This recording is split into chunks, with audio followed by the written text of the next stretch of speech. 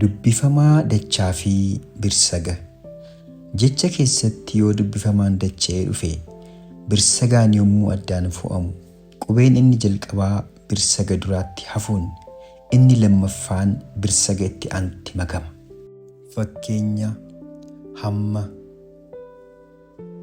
Jechi kun birsaga lama kan qabu yoo ta'u dubbifamaan inni jalqabaa maan inni gara mirgaa birsaga isa duraatti kan makamu yoo ta'u maan inni itti aanee jiru kan gara bitaa immoo birsaga lammaffaatti makama jechuudha.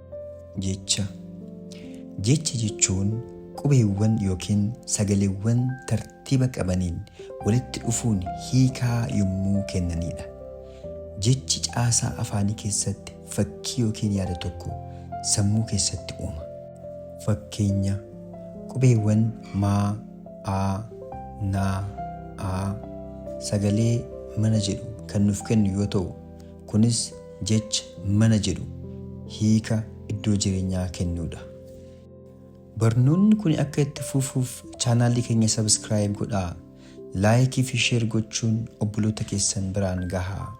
Yaada qabdan koomentii irratti nuuf barreessaa. Galatoomaa.